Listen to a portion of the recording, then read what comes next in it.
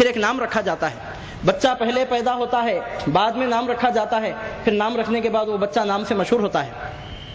مگر اس دنیا میں عبداللہ کے گھر، آمینہ کے گھر ایک ایسا بچہ پیدا ہوا ہزاروں لاکھوں کروڑوں برس بعد، اور اس کا نام اللہ نے اپنے نام کے ساتھ ملا کر عرش پر اس وقت لکھا جبکہ آدم بھی ابھی پیدا نہیں ہوئے تھے۔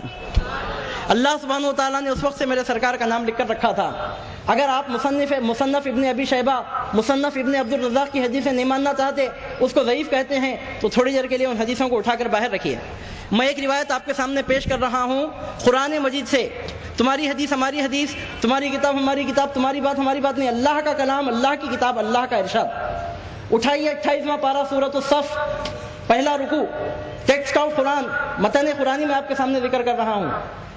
نو ٹرانسلیشن، نو ایکسپلینیشن، نہ تفسیر کی ضرورت ہے، نہ اس میں شرح کی ضرورت ہے۔ قرآن کا متن ہے، متن، ٹیکسٹ آف قرآن ہے۔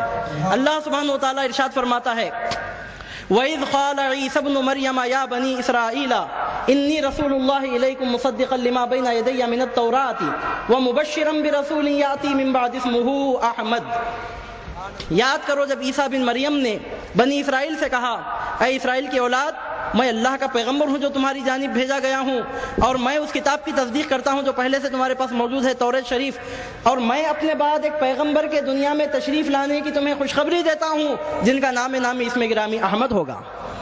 حضور پاک علیہ الصلوۃ والسلام پیدا ہونے کے لیے ابھی 600 سال کا عرصہ باقی ہے۔ عیسیٰ علیہ الصلوۃ والسلام کی زبان مبارک پر میرے سرکار کا نام جاری ہے۔ بچہ پیدا ہوتا ہے تو 7ویں دن اس کا نام رکھا جاتا ہے عقیقہ کرنے کے بعد۔ مگر عبداللہ کے گھر نور نظر کو پیدا ہونے کے لیے ابھی 600 سال کا عرصہ باقی ہے۔ عیسیٰ علیہ السلام آپ کی شان کا خطبہ پڑھ رہے ہیں، قرآن اس کی گواہی دے رہا ہے۔ یاتی ومبشرا برسول یاتی من بعدی اسمہ احمد، یہ قرآن کے الفاظ ہیں، ایک حرف قرآن کا ہے۔ عیسیٰ علیہ السلام نے کہا میں تمہیں خوشخبری دیتا ہوں ایک رسول کی جو میرے بعد دنیا میں تشریف لائیں گے، ان کا نام نامی اسم گرامی احمد ہوگا۔ گل سے پہلے اس کی خوشبو سے مہک اٹھا چمن، وہ ابھی آئے نہیں تھے، ان کا چرچا ہو گیا۔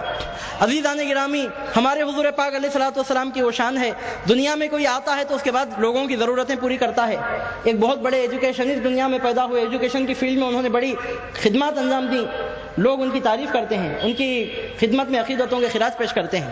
کوئی ایک بڑا ڈاکٹر اپنی قوم کو فائدہ پہنچاتا ہے، سماج میں، معاشرے میں پیدا ہونے کے بعد، علم مکمل حاصل ہونے کے بعد، تجربہ حاصل ہونے کے بعد یہ کام انجام دیتا ہے۔ وکیل آتا ہے، پیدا ہوتا ہے تو علم وکالت سیکھنے کے بعد، سند لینے کے بعد، تجربہ ہونے کے بعد فائدہ پہنچاتا ہے۔ کسی بھی علم، کسی بھی فن اور کسی بھی لائن اور کسی بھی میدان اور کسی بھی فیلڈ کے آدمی کے بارے میں آپ دیکھیے، پہلے پیدا ہوتا ہے، پھر کام سیکھتا ہے، پھر اس میں مہارت حاصل کرتا ہے، تب کہیں جا کر لوگوں کو اس سے فائدہ پہنچتا ہے۔ مگر اب آمینہ کی گود میں ایک ایسا بھی بچہ اس دنیا میں کھیلتا ہوا نظر آتا ہے کہ ان کو پیدا ہونے کے لیے بھی ہزاروں سال باقی ہیں، ایمان والے ان کے نام کا وسیلہ بنایا کرتے ہیں۔ قرآن مجید کی آیت میں آپ کے سامنے پیش کروں گا، متن ہے قرآن مجید کا، ٹیکسٹ آف قرآن، سورۃ البقرہ میں آیت پائی جاتی ہے۔ اللہ سبحانہ وتعالیٰ ارشاد فرماتا ہے، پہلا پارہ سورۃ البقرہ، وَلَمَّا جَاءَهُمْ رَسُولٌ مِّنْ عِندِ اللَّهِ مُصَدِّقٌ لِّمَا مَعَهُمْ وَكَانُوا مِنْ قَبْلُ يَسْتَفْتِحُونَ عَلَى الَّذِينَ كَفَرُوا فَلَمَّا جَاءَهُم مَّا عَرَفُوا كَفَرُوا بِهِ فَلَعْنَةُ اللَّهِ عَلَى الْكَافِرِينَ۔ اللہ سبحانہ وتعالیٰ فرماتا ہے وَلَمَّا جَاءَهُمْ کِتَابٌ مِّنْ عِندِ اللَّهِ، اللہ سبحانہ وتعالیٰ فرماتا ہے جب ان کے پاس ایک کتاب آ گئی اللہ کی جانب سے جو اس کی تصدیق کرتی ہے جو ان کے پاس ہے۔ مطلب یہ کہ یہودیوں کے پاس توریت پہلے سے موجود تھی، سرکار کے دنیا میں جلوہ فرما ہونے کے بعد قرآن آ گیا جو توریت کی تصدیق کرتا ہے۔ قرآن یہ کہتا ہے کہ توریت کو اللہ نے نازل کیا ہے، قرآن یہ کہتا ہے کہ انجیل کو اللہ نے نازل کیا ہے، قرآن یہ کہتا ہے کہ موسیٰ اللہ کے پیغمبر ہیں، عیسیٰ اللہ کے نبی ہیں۔ عیسیٰ و موسیٰ کی نبوت کا انکار قرآن میں نہیں ہے، ان کی عظمت ہے، ان کی شان بیان ہوئی ہے، ان کے معجزات، ان کے کمالات بیان ہوئے ہیں۔ توریت اور انجیل کا انکار نہیں ہے، اس کی تصدیق پائی جاتی ہے۔ یہ الگ بات ہے کہ لوگوں نے اپنی مرضی سے اس میں بہت کچھ شامل کر لیا، اب وہ کتابیں عمل کے قابل نہیں رہی، ایک الگ بات ہے، مگر ان کتابوں پر ہم ایمان لاتے ہیں، ان کا ادب کرتے ہیں، ان کا احترام کرتے ہیں۔ عمل اس لیے نہیں کر سکتے کہ معلوم نہیں ہے کہ کون سی بات اللہ کی نازل کی ہوئی ہے، کون سی بات لوگوں کی بدلائی ہوئی ہے۔ عمل کرنا ناممکن ہے اس واسطے کہ ڈاؤٹ فل ہو گیا ہے معاملہ۔ ایمان تو لاتے ہیں، ادب تو کرتے ہیں، تعظیم تو کرتے ہیں، احترام تو کرتے ہیں۔ اللہ تعالیٰ فرماتا ہے جب ان کے پاس ایک ایسی کتاب آئی جو ان کی کتاب کی تصدیق کرتی ہے، توریت کی، یہودیوں کے پاس، اور ایسا نبی آیا وَكَانُوا مِن قَبْلُ يَسْتَفْتِحُونَ عَلَى الَّذِينَ كَفَرُوا کہ یہ لوگ اس نبی کے آنے سے پہلے ان کے وسیلے سے کافروں پر فتح کی دعائیں مانگا کرتے تھے۔ قرآن مجید میں اللہ تعالیٰ فرماتا ہے وَكَانُوا مِن قَبْلُ يَسْتَفْتِحُونَ عَلَى الَّذِينَ كَفَرُوا مِن قَبْلُ رسول پاک علیہ الصلوۃ والسلام کے دنیا میں آنے سے پہلے وہ لوگ رسول پاک علیہ الصلوۃ والسلام کے وسیلے سے کافروں پر فتح کی دعائیں مانگا کرتے تھے۔ فَلَمَّا جَاءَهُم مَّا عَرَفُوا جب وہ نبی آ گئے جن کو یہ اچھی طریقے سے پہچانتے ہیں، کفروا بِهِ انکار کر دیا ان کا کھلم کھلا۔ تو اس سے معلوم ہوتا ہے کہ ہر انکار کرنے والا جہالت کی وجہ سے انکار نہیں کرتا، ہر انکار کرنے والا ناواقفی کی بنیاد پر انکار نہیں کرتا، ہر انکار کرنے والا بے علمی کی وجہ سے انکار نہیں کرتا۔ انکار کرنے والے اکثر لوگ بد توفیقی کی وجہ سے انکار کرتے ہیں۔ اللہ تعالیٰ کی طرف سے توفیق میسر نہیں آتی، قسمت میں اللہ تعالیٰ شقاوت لکھتا ہے، اس واسطے انکار کرتے ہیں۔ ان کو معلوم تھا کہ یہ نبی آخر الزماں ہے، ان کو معلوم تھا کہ آنے والا نبیوں کا امام ہے، ان کو معلوم تھا کہ آنے والا رسولوں کا بادشاہ ہے، ان کو معلوم تھا کہ آنے والا اللہ کا حبیب ہے، ان کو معلوم تھا کہ آنے والا امت کا شفیع ہے، ان کو معلوم تھا کہ آنے والا رحمت للعالمین ہے، اس کے باوجود انکار کرتے ہیں۔ اللہ تعالیٰ فرماتا ہے فَلَمَّا جَاءَهُم مَّا عَرَفُوا كَفَرُوا بِهِ جب ان کے پاس وہ آ گیا جس کو یہ پہچانتے ہیں تو اس کا انہوں نے انکار کر دیا۔ فَلَعْنَةُ اللَّهِ عَلَى الْكَافِرِينَ انکار کرنے والوں پر اللہ کی لعنت ہو۔ عزیزان گرامی یہاں سے معلوم ہوتا ہے انکار کرنے والوں کی میجورٹی بے علمی کی وجہ سے انکار نہیں کرتی، شقاوت اور بدبختی کی وجہ سے انکار کرتی ہے، توفیق الہی سے محروم ہونے کی وجہ سے انکار کرتی ہے۔ یہاں سے معلوم ہوتا ہے ضروری نہیں کہ کوئی حدیثوں کو سن کر سرکار کی عظمت کو مان لے، ضروری نہیں کہ کوئی میلاد کے جلسے میں شریک ہو کر سرکار کی عظمتوں کے سامنے عقیدتوں کے خراج پیش کرے۔ اللہ تعالیٰ اگر توفیق کے دروازے کھولتا ہے تو چھوٹی بات بھی بہت کافی ہوتی ہے۔ اللہ تعالیٰ اگر توفیق نہیں دینا چاہا تو ابو جہل سر کی آنکھوں سے چاند کے 2 ٹکڑے ہوتے ہوئے دیکھتا ہے پھر بھی نہیں مانتا۔ فَلَمَّا جَاءَهُم مَّا عَرَفُوا كَفَرُوا بِهِ بولنے لگا یہ کھلا جادو ہے، اس سے پہلے سے چلا آ رہا ہے، حالانکہ پہلے سے کبھی ایسا جادو چلا نہیں آ رہا تھا، چاند کے 2 ٹکڑے کسی جادوگر نے نہیں کیے تھے۔ اقتربت الساعة وانشق القمر قیامت قریب آ گئی، چاند کے 2 ٹکڑے ہو گئے نبی آخر الزماں کی انگلی کے اشارے پر۔ وَإِن يَرَوْا آيَةً يُعْرِضُوا عَنْهُ وَيَقُولُوا هَذَا سِحْرٌ مُسْتَمِرٌ جو لوگ انکار کرنے والے ہوتے ہیں، کفر کرنے والے ہوتے ہیں، عظمتوں کو قبول کرنے کی جن کو توفیق نہیں ہوتی، اللہ تعالیٰ جن کو محروم رکھنا چاہتا ہے وہ لوگ اتنی کھلی نشانی دیکھنے کے باوجود منہ پھیر لیتے ہیں اور کہتے ہیں یہ تو ایسا جادو ہے جو پہلے سے چلا آ رہا ہے، حالانکہ پہلے سے کبھی ایسا جادو نہ چلا آیا تھا، نہ کسی نے چاند کے 2 ٹکڑے کیے تھے۔ عزیزان گرامی سورہ بقرہ کی آیت مبارکہ سے معلوم ہوتا ہے کہ سرکار کو صرف سرکار کی امت ہی وسیلہ نہیں بنا رہی ہے، سرکار کے دنیا میں تشریف لانے سے پہلے بھی ایمان والے سرکار کو وسیلہ بنایا کرتے تھے۔ اور یہاں پر جو لفظ آیا ہے عربی زبان میں وَكَانُوا مِن قَبْلُ يَسْتَفْتِحُونَ وَكَانُوا مِن قَبْلُ يَسْتَفْتِحُونَ عربی گرامر کے اعتبار سے فعل پر کانا کانو داخل ہوتا ہے تو فعل استمراری مراد ہوتا ہے، یعنی ایسا کام جو ایک بار نہیں کیا گیا، بار بار ہزاروں بار لاکھوں بار جو کام کیا جاتا ہے اس کام کے لیے کہتے ہیں۔ اس کا ترجمہ کیا ہوتا ہے؟ پہلے کے زمانے کے لوگوں نے سرکار کے نام کا وسیلہ بنایا نہیں، سرکار کے نام کا وسیلہ بنایا کرتے تھے، ایک مرتبہ کیا نہیں، جب بھی ضرورت آتی میرے سرکار کا نام لیتے اور ان کامیابی ان کے قدم چومتی ہوئی نظر آتی۔ گل سے پہلے اس کی خوشبو سے مہک اٹھا چمن، وہ ابھی آئے نہیں تھے، ان کا چرچا ہو گیا۔ کافروں پر فتح نصیب ہوا کرتی تھی یہودیوں کو نام محمد عربی علیہ الصلوۃ والسلام کے صدقے میں۔ قرآن فرماتا ہے وَكَانُوا مِن قَبْلُ يَسْتَفْتِحُونَ ایک بار 2 بار کا معاملہ نہیں ہے، بار ایسے ہی کیا کرتے تھے، جب بھی ضرورت پیش آتی سرکار کے نام کا وسیلہ بنایا کرتے، جب بھی کافروں سے مقابلہ ہوتا سرکار کے نام کو وسیلہ بناتے، اور اللہ سبحانہ و تعالیٰ سرکار کے نام میں مبارک کو دیکھ کر ان کو فتح نصیب فرماتا، کامیابی ان کا مقدر بنتی۔ عزیزان گرامی حضور نبی کریم علیہ الصلوۃ والسلام کی یہ مبارک شان ہے، اور سرکار پاک علیہ الصلوۃ والسلام کو اللہ سبحانہ و تعالیٰ نے اس طرح وسیلہ بنایا ہے۔ وسیلہ بولتے کس کو ہیں؟ آخر وسیلے کا مطلب کیا ہوتا ہے؟ وسیلے کا مطلب ہوتا ہے کسی چیز کو حاصل کرنے کے لیے درمیان میں کوئی آ جائے۔ مثال کے طور پر آپ کو نوکری لینا ہے گورنمنٹ سے، درمیان میں ایک ایسے آدمی کو آپ درمیان میں لائے کہ جس کی بات گورنمنٹ کے افسروں کے پاس چلتی ہے، آپ کی بات سننے کی گارنٹی نہیں ہے، اس کی بات سننے کی گارنٹی ہے۔ اس کو ریکمنڈیشن بولتے ہیں انگریزی زبان میں، اردو میں سفارش بولتے ہیں، اور عربی میں وسیلہ اور شفاعت کہتے ہیں، یعنی اپنا کام نکالنے کے لیے کام دینے والے کے پاس درمیان میں کسی کو رکھنا، اس کو وسیلہ کہتے ہیں۔ عزیزان گرامی اللہ سبحانہ و تعالیٰ نے ہمارے حضور پاک علیہ الصلوۃ والسلام کو اپنے اور اپنے بندوں کے درمیان ایسا وسیلہ بنایا ہے کہ اللہ تعالیٰ جس کو جو بھی دیتا ہے رسول پاک علیہ الصلوۃ والسلام کے ہاتھ سے دیتا ہے۔ ابھی میں نے آپ کے سامنے سورہ بقرہ کی ایک آیت پیش کی جس سے پتہ چلتا ہے کہ پہلے کے قوموں کے لوگ بھی سرکار کے نام کا وسیلہ بنا کرتے تھے. اور سر پوائنٹ جس حصے کی ضرورت ہے وہ اس حصے کا ترجمہ میں آپ کے سامنے مختصر شرح کے ساتھ عرض کر رہا ہوں. اللہ سبحانہ و تعالیٰ ارشاد فرماتا ہے کہ ابراہیم اور اسماعیل علیہ السلام کعبے کی تعمیر کرتے ہوئے دعائیں مانگتے ہوئے عرض کرنے لگے ربنا وابعث فیہم رسولا من انفسہم یتلو علیہم آیاتک ویعلمہم الکتاب والحکمت ویزکیہم انک انت العزیز الحکیم. یہ قرآن مجید کی آیت ہے. ابراہیم علیہ السلام اور اسماعیل علیہ السلام کعبۃ اللہ شریف کی تعمیر کر رہے ہیں. گھر کس کا بنا رہے ہیں؟ اللہ کا. اور زبان پر ذکر کس کا آ رہا ہے؟ رسول اللہ کا. کعبہ کس کا تعمیر ہو رہا ہے؟ رسول اللہ سبحانہ و تعالیٰ کا. زبان پر چرچا کس کا آ رہا ہے؟ اللہ کے حبیب کا. معراج پر تشریف لے جانے والے نبی کا. انگلی کے اشارے سے چاند کے 2 ٹکڑے کرنے والے پیغمبر کا. گھر اللہ کا بن رہا ہے. ہاتھ اللہ کا گھر بنا رہے ہیں. دل مصطفیٰ کے خیال میں ڈوبا ہے. زبان مصطفیٰ کے لیے دعائیں مانگ رہی ہے.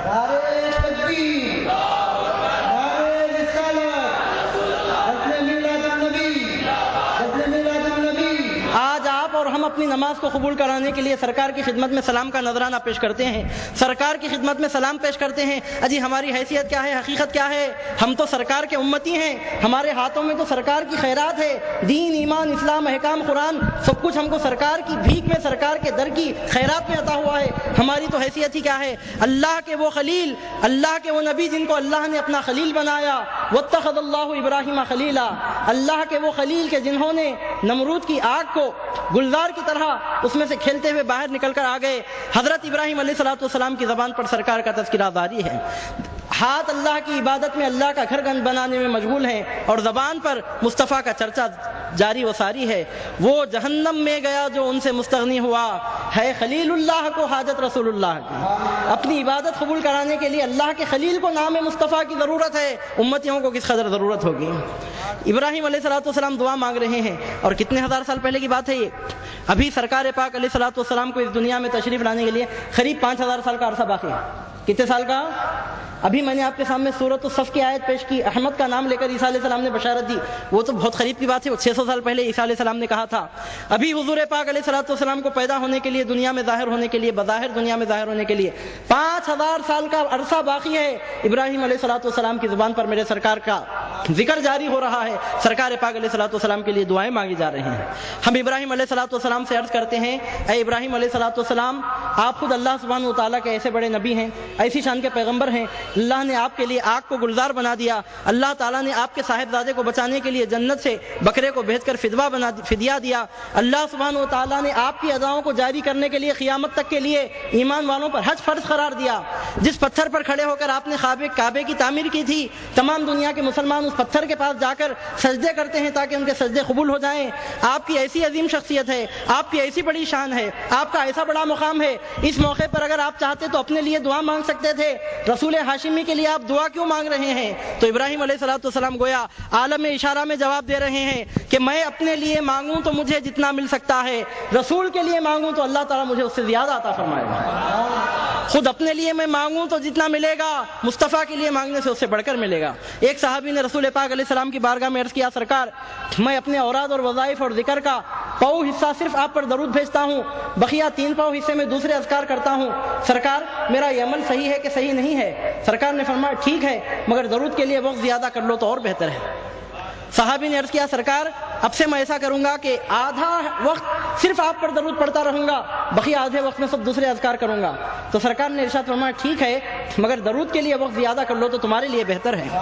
صحابی نے عرض کیا، یا رسول اللہ آج کے بعد سے میں 3 پاؤ حصہ صرف آپ پر درود پڑھتا رہوں گا، بقیہ پاؤ حصے میں پوری دعائیں، پورے اوراد، پورے وظائف کروں گا. سرکار نے فرمایا ٹھیک ہے، درود کے لیے وقت اگر اور زیادہ کر لو تو تمہارے لیے بہتر ہے. صحابی نے عرض کیا، یا رسول اللہ میں کچھ نہیں پڑھوں گا، کچھ نہیں کروں گا، زندگی بھر آپ پر درود بھیجتا رہوں گا. تو رسول پاک علیہ السلام نے فرمایا اگر تم اس طرح کرو گے تو اللہ تعالیٰ تمہاری تمام ضرورتیں مانگے بغیر پوری کر دے گا. اللہ سبحانہ و تعالیٰ تمہاری تمام مرادیں بغیر دعا کے قبول. جس محبت میں اللہ تعالیٰ ہمارے دلوں کو دھڑکا رہا ہے اور جس محبت کی مستی میں اللہ تعالیٰ ہم کو سرشار کر رہا ہے، ہم چاہتے ہیں سرکار کی پوری امت شربت عشق مصطفیٰ پی کر مست ہو جائے. اس واسطے ہم آپ کے سامنے عرض کر رہے ہیں. اگر ہم دشمن ہوتے تو بولنے کی ضرورت نہیں تھی. ہم دوست ہیں آپ کے، ہم چاہتے ہیں کہ آپ کو فائدہ پہنچے دنیا اور آخرت میں. اس واسطے ہم آپ کے سامنے عرض کر رہے ہیں. عزیزان گرامی، ابراہیم علیہ السلام نے دعائیں مانگی. دعا مانگتے ہوئے ارشاد فرمایا، ربنا وابعث فی فِيهِمْ رَسُولًا مِّنْهُمْ، اے اللہ میری اولاد میں سے انہی میں سے ایک پیغمبر کو مبعوث فرما۔ پیغمبر کی صفت بیان کرتے ہیں یتلو علیہم آیاتہ، وہ نبی ایسا ہو کہ ان لوگوں پر تیری آیتیں تلاوت کر کے سنائے، وَيُزَكِّيهِمْ وَيُعَلِّمُهُمُ الْكِتَابَ، اور ان کو تیری کتاب کی تعلیم دے، والحکمہ، اور ان کو حکمت کی تعلیم دے، وَيُزَكِّيهِمْ، اور ان کو پاک و صاف فرما دے۔ یہاں پر 4 باتیں ہیں۔ کتنی باتیں ہیں؟ یتلو علیہم آیاتہ، ویعلمہم الکتاب، والحکمہ،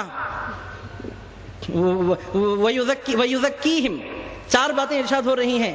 ایک تو یہ کہ وہ نبی قرآن کی آیتوں کی تلاوت فرماتے ہیں، دوسرے یہ کہ وہ نبی کتاب سمجھاتے ہیں، تیسرے یہ کہ وہ نبی حکمت سکھاتے ہیں، اور چوتھے یہ کہ وہ نبی پاک کرتے ہیں اپنے امتیوں کو۔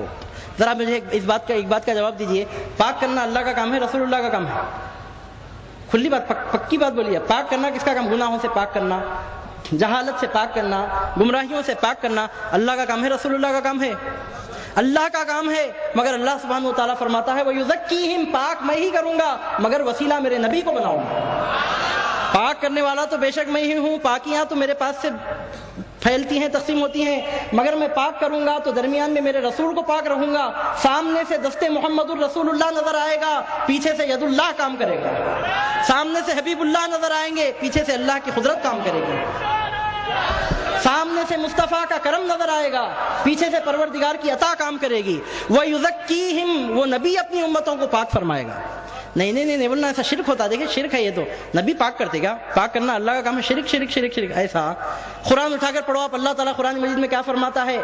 میں قرآن پیش کر رہا ہوں آپ کے سامنے۔